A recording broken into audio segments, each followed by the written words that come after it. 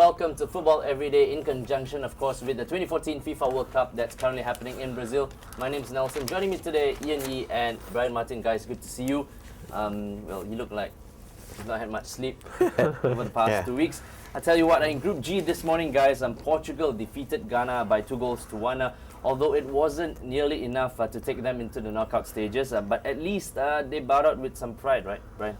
Yeah, but it could have been so different for Portugal. I mean, in fact, for both teams, because Ghana just basically threw it away when the two star players, Kevin Prince Boateng and Salim Muntari, were sent back in disgrace, for off-the-field indiscretion, shall we say.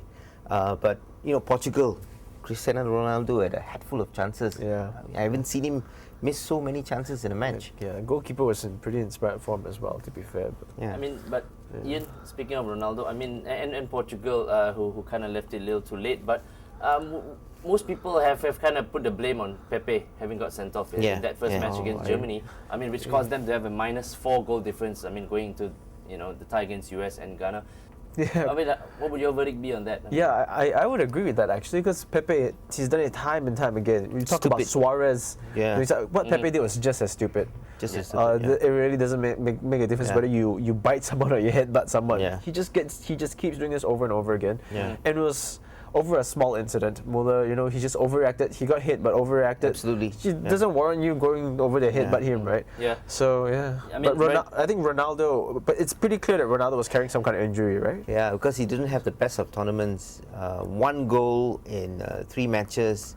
Lots of misses. I mean, you could see that he wasn't really moving. I mean, especially against Germany, he just is not moving with the usual fluency that we're used to seeing him. The kind of strides he makes for Real Madrid. Yep. I mean, but Brian, a couple of days ago, Ronaldo himself said that he never saw or expected Portugal to become world champions. So you think? Yeah, but he would say this assessment is accurate, or is it a case of sour grapes? Yeah, I think it's a case of sour grapes, because he would say that it was.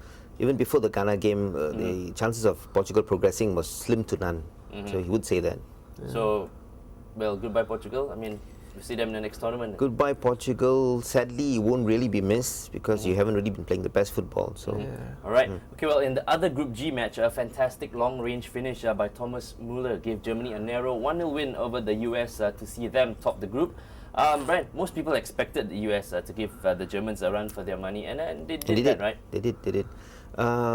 But if you look at the game, the last 15 minutes at least, I think the Americans knew that even with a narrow 1-0 defeat, they were through. So they weren't really trying to get the equalizer. They didn't want to leave themselves open at the back because goal difference was going to be crucial in this match.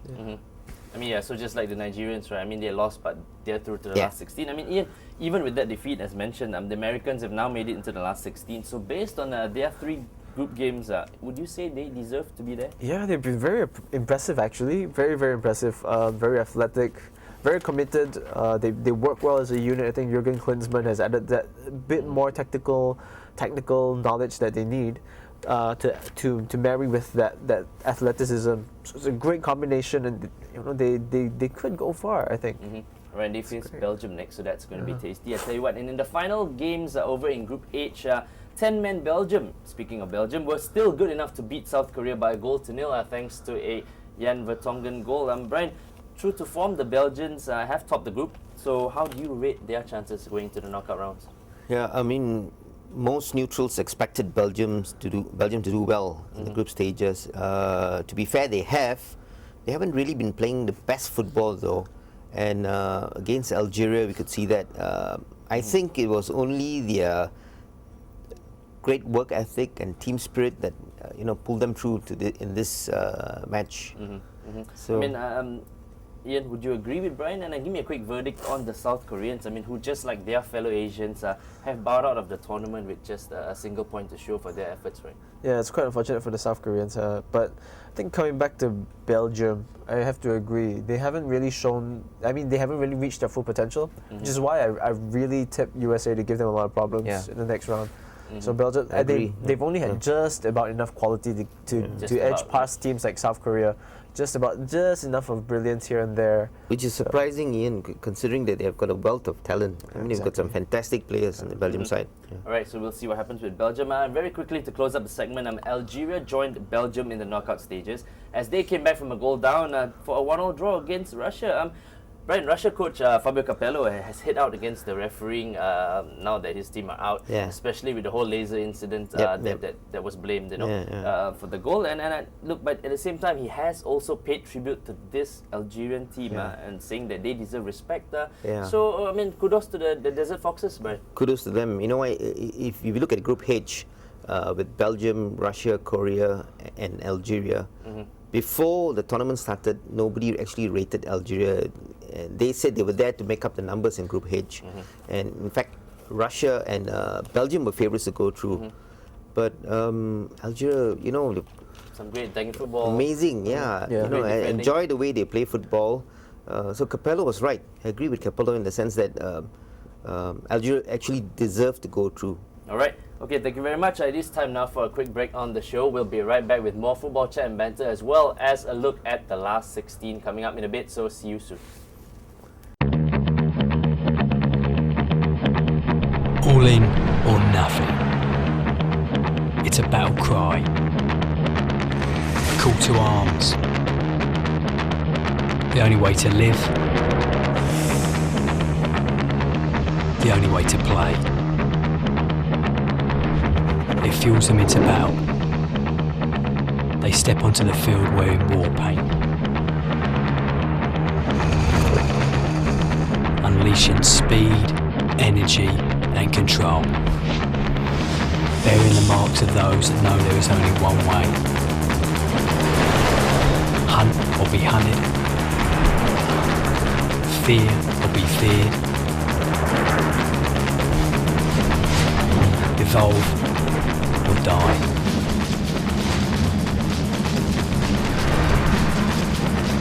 Black or white.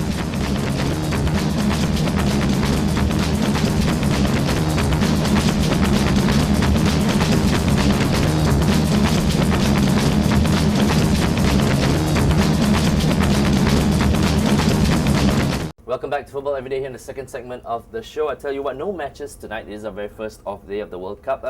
But last 16 matchups kick off tomorrow. And first up, host Brazil lock horns with impressive Chile in an all South American tie, Brian. Star players Alexis Sanchez and Arturo Vidal have said that they have what it takes to actually knock the hosts and mighty Brazil out of the tournament. So would you agree with their sentiments, Brian?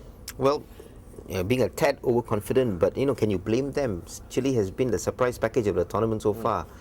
I think they've played the best football, technically purely on technical grounds. You look at the way the Chileans play: fast, counter-attacking, short passes to the feet. Dare I say it a bit like tiki-taka?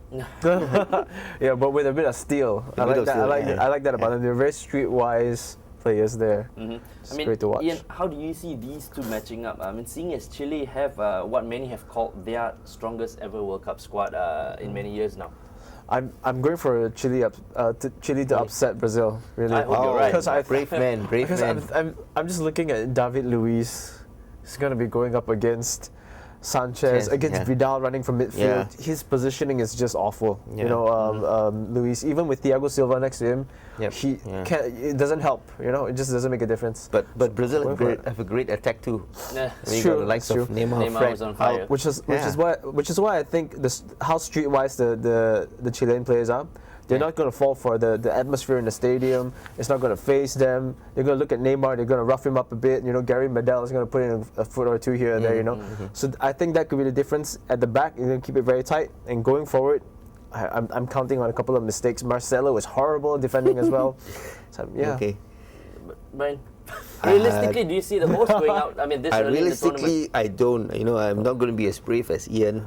I think there are definitely goals in this game. I'm going for high scoring game. Give me a score prediction. I'm going to go for 3-2 Brazil. I think. In normal time? Yeah, I don't know about that. Yeah, I would say, okay, normal time, if you put a gun to my head. But I honestly think home advantage will play a part. I mean, the crowds won't want Brazil to go out and you have to give the edge to Brazil simply because you have Neymar in the side. I mean, True. brave man Ian, give me a quick score prediction. I'm gonna flip it around. I think it would be maybe 3-2 to Chile. Right, well, we'll really see what happens with that one. I'm looking forward to that. Moving on, the second last 16 match of the night sees explosive Colombia do battle with Uruguay, who will, of course, be without star striker and talisman Luis Suarez following his 4-month ban from any football activity, Brian. Look, on paper, it doesn't look like much really separates the two sides. I mean, both South American as well. But, I mean, Uruguay are definitely going to miss Suarez. Yeah, his will be the biggest miss for Uruguay. But you know, cometh the hour, cometh the man. Edison Cavani hasn't really done anything for Uruguay because they have been so dependent on Suarez. But this is the time. Cavani is a huge player for PSG in Europe. But he hasn't had the best season. I mean, Brian. He hasn't had the best season. Will they miss the bite of Suarez? They will miss the bite of Suarez. But lest we forget, we have Cavani up front, and then we have Diego Forlan to call on. Forlan has been a proven striker in the World Cup.